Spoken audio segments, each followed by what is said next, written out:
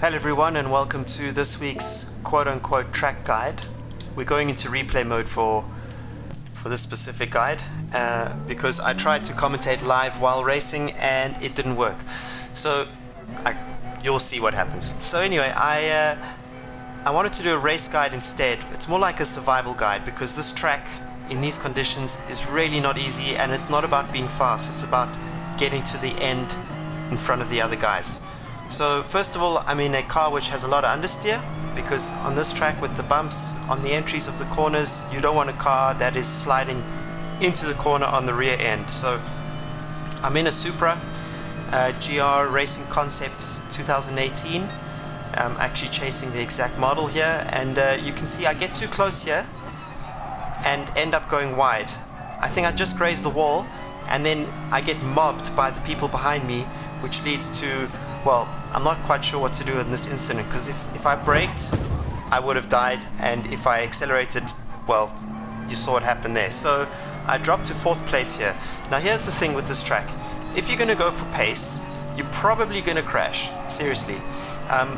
So what you want to do is go with a conservative strategy, okay?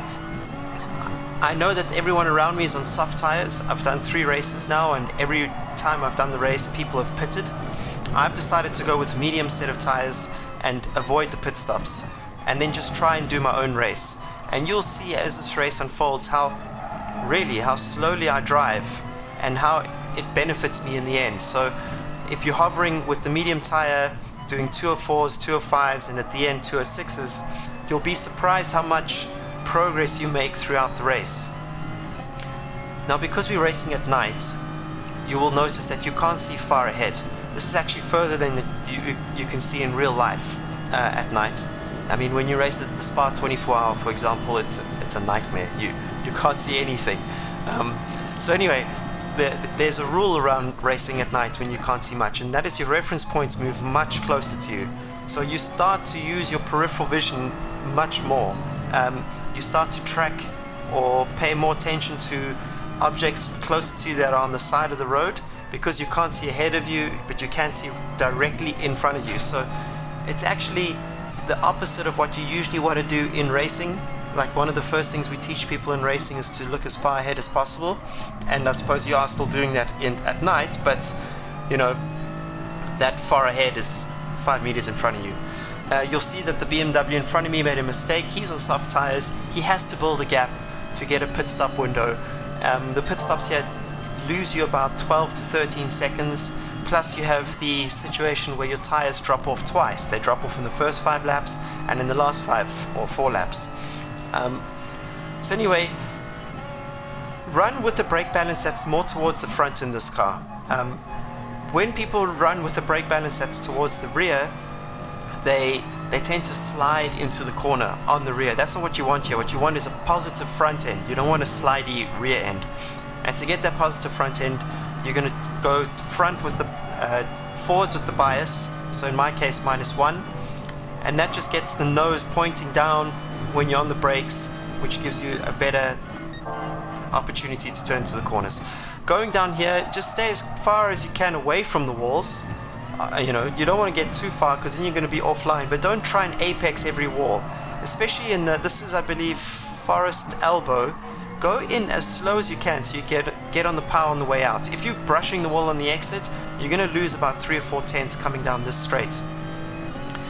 So after that sandwich at the beginning, I'm trying my best to avoid mistakes. This guy's already made some mistakes, and he actually had a small penalty. It wasn't for contact with me, it was for something else. I'm not entirely sure what. So he actually slowed down, let me through. Thanks to him for that. Braking here for this left-hander, you don't want to brake at the second board, you want to brake at the first board. So that's 3 boards before the corner you want to be braking. I think it's 150 meters. Into the final corner, you're going to be braking where the pit entry painted road is. I'll point it out again on the next lap. Same for this corner here, braking quite early on the medium tires. You're trying to average out your lap times. I mean, the guy in front who's leading, he now has a 6.5 second lead. You can't see it on these replays, unfortunately, and he did a 202.2, whereas I did a 203.3. So it's easy, or you could say 0.4. It's easy for me to panic and try and push and worry about my medium tires, but I'm kind of hoping that when he's doing a 202 lap time, he's probably going to be on the soft tire. Going up, starting the climb up the hill here, the saying is always it's easy to drive uphill, much more difficult to drive downhill, and I think that's the case for me. You want to roll through that left-hander, small lift through here when the tires are worn, and then another small lift through here just to be on the safe side so that you don't hit the wall too hard there. Going down here, there's a little crest. Come off the power as you turn into the left-hander, and the same situation here. If you want, you can just tap the brakes, clip the curb on the inside but not the wall, and then going down here, it's all about flowing. So just foot off the throttle, braking smoothly as possible, gearing down as smoothly as possible. Don't bang down the gears as quick as you can like you normally would in Gran Turismo. Be more progressive. Boom, boom, boom. That keeps the rear end much more settled and will stop you from sliding and hitting the walls. Because at the end of the day here, I know many of you will want to be doing fast lap times on the leaderboards, but I'm hoping that some of you actually do this to race. And then if you are qualifying mid-pack, there's going to be guys around you pushing so hard to try and get 5th place, and if you can just wait until lap 5 on the medium tire, they will go into the box and you will be able to get out in front of them and just maintain a relatively relaxed pace. So it's almost like the lift and coast style. You see on the left here, there's that painted area to demarcate the pit entry. That's where you're going to be braking nice and smooth. Wherever you can, avoid the curbs. I maybe use the curbs a little bit too much in this race, especially into turn 1, because it stops you from being able to get on the power.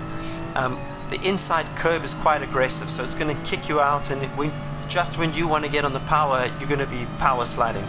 So get close to it, but don't hit it. Going down here, braking just at the slip road, again, you're going to be looking as close in front of you as you can with the lights. You're braking at the slip road, brake into the corner, don't clip the curb on the inside again, and just be smooth with the power. Same here, middle of the track, don't go to the outside, otherwise you're going to wall ride, which I think I do in 2 laps time. And again there, don't clip the curb. Turn in earlier here, and you can ride this curb and this curb. I did hit it a little bit hard there, so that was a small mistake, but compared to the competitors around me, I'm still actually fine. Besides the murder that happened at the beginning of the race, which, you know, that wasn't out of my control. Both of those guys were trying their best to get past me, and I just got sandwiched. Right. Ideally here, you want to get close to the walls, but not touch them. You want to clip the curb on the inside, but not smash it. And going through Forest Level, again, as slow as you can, so that you don't touch the wall on the outside, which is going to cost you lap time down the straight. I'm catching the guy in front of me, Ahmad, yeah. I think he's in an AMG Mercedes, and he's on the soft tire, so they pull away initially. They can do 202s, 203s, but the drop-off seems to be pretty intense. I also started to notice at this point that the guy who's leading, Zav253KN, why do we choose such strange usernames? Why can't we all use our real names? Anyway, I've pegged his pace, so he pulled away, and he pulled up to a 7.5 second lead, but it's slowly coming towards me now. So by now, I've got the confidence and understand that he's on the soft tire, and knowing that it's a 12-13 second pit stop, I could come out ahead of him, and then, because this racetrack is so tight, defend like a madman, which I managed to do in my first race against an Aston Martin, which had a lot of top end. Right, so these guys are going to start making mistakes, and 1 second here, during my live commentary, I've got my phone's ringing. Here you go, you can see that I hit the wall on the outside almost. That cost me a little bit of lap time, but the guy in front of me is really starting to suffer now. Anyone who stays out during lap 5 is going to be doing a 207-ish before their pit stop, and they are sliding around on the rear end. And this is the thing, you want to avoid sliding on the rear end, because you're going to start hitting walls. So it's going to force you to drive more and more and more conservatively Whereas if I'm just cruising around on the medium tire, given the groups that I'm racing in, and most likely a lot of the groups that you guys will be racing in, I know that the aliens are going to be going on the super aggressive soft tire strategy, but that's if you're qualifying on a 159. Then you're going to have serious pace, and you'll be able to make the soft strategy work for you, because I suspect your slowest lap time will be a 2:04, which is what I'm doing now on the medium tire as an average.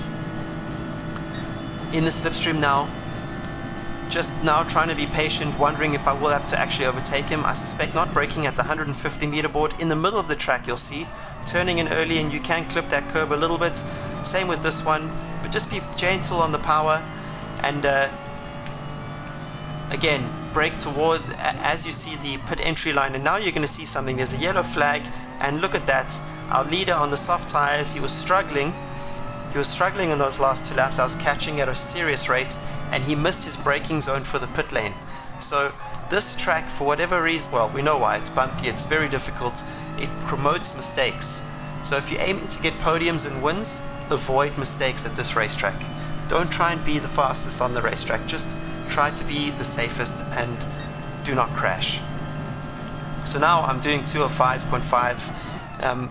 I do tend to slow down a little bit now. We've got Zav 253, who he's made his mistake, and he was my biggest threat in this race. So it's now a case of just managing the car and just avoiding going too slowly. So you don't want to get stuck in the 207s on used medium tires, because you're not going to be able to pull it back. So stay focused, again avoiding curbs and walls as much as possible, and looking as close as you can in front of you because of the lack of lights. You know, tracks like Spa, when you're going to Blanchimard at night, it's completely blind. Your lights are pointing forward, but Blanchimard is a high-speed left-hander, and you kind of turn in where you think you should, and more often than not you manage to find your apex. And during night practice, all we're doing is really looking for reference points on the sides of the racetrack which indicate turning points. Really, it always takes a little bit of time to calibrate yourself to the night vision, and it seems to be the same case here in the game. So they've gotten that style pretty good, and I really do enjoy driving around here at night. I'm obviously happy that I wasn't placed in an alien group, because they go so fast, and especially on the soft tire, I don't suspect that the medium strategy would make sense. That being said, I have been away for a couple of days, and I'm not entirely sure what their strategies have been. I just can tell from their qualifying times that they're able to do this with much more ease. My qualifying time on the soft tire was a 2 minutes 0.4, and the best lap time is 59.2, so I'm about a second off. I didn't do that many laps. We can see now Zav he's pitted on the soft tires, so he made a huge mistake there, which cost him, I don't know if he cost him a win, because I'm pretty confident I could have defended, but it definitely cost him a top 3. So let's see if he can fight his way back. In my case, I'm just trying to stay smooth as I can, stay in the 205s, and just bring this car home. The guy behind me, Honey Unfazed 59, I don't think he stopped either. So the gap to him stayed at about 4.5 seconds throughout the race after the pit stops, because we were the guys who stayed out. So he stayed within a 4-second range, except for the last 2 laps where his drop off, I think it was due to a mistake or someone overtaking him, but he started to struggle on the mediums, and the guys behind on the softs were able to overtake him. So you got to just make sure that when the guys in front of you are stopping, you don't make you get your head down and focus on driving as consistently as possible, because you don't want them to come back at you with their softer tires. However, all that being said, when it comes to the last 2 laps of the race, the condition of their soft tires is going to be in worse condition compared to your mediums. Also, the longer you stay out, the more you can get into a rhythm, the more you can understand the car. So you'll see that the way I'm driving here is really smooth. Watch how I brake for here, smoothly. A lot of patience, and not sliding the car too much, just waiting for the car to settle and come to me. it helps that we're in a car that understeers, and I'm going to keep emphasizing this. If you're going to try this race in a Ferrari or an Audi, unless you're Tijni, you're gonna struggle, because you're gonna back it into certain corners and start to make quite a few mistakes. Okay, so we're just gonna skip this lap. Let's jump to lap 9.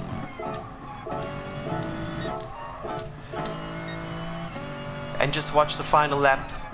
I do make a small mistake into the final corner of this lap, but to be honest, by now there's not much the guys behind me can do, and on a 205 you're really not pushing too hard. So the minute that you try and overstress the car on this track, and you try and attack curbs, and you try and attack bumps, and you turn in late and back it in with the rear, that is where mistakes happen, and you'll be driving as hard as you can but wondering why you have no pace. And it's purely down to the fact that you're trying too hard. So flow, especially corners like this one here, going up the hill, the left-hander, flow through there. Don't try and attack the brakes. Go smoothly on the brakes. Same case through here. Just gently roll off the throttle. Just keep the wheel as straight as you can. Don't put in any erratic inputs. When you go through that high-speed left-hander, lift off as you turn in, not after. Same through here. Careful clipping the curb on the right, and then going down the hill is just about patience. You can clip the curb here, and then just roll through this right, left, right. You can get close to the wall there, and then again, and now overslow the car through here. Just be patient, because it's downhill, the rear is going to want to snap on you, or if you go too much on the front, you're just going to understeer into the wall. And again, it's all about how early you can get on the power going down Conrad Straight to end your lap. And you will lose a ton of time at Forest Elbow if you attack it too hard. Just be patient. I learned that by watching my mate Nick Foster, who's racing at Bathurst 12 Hour next week.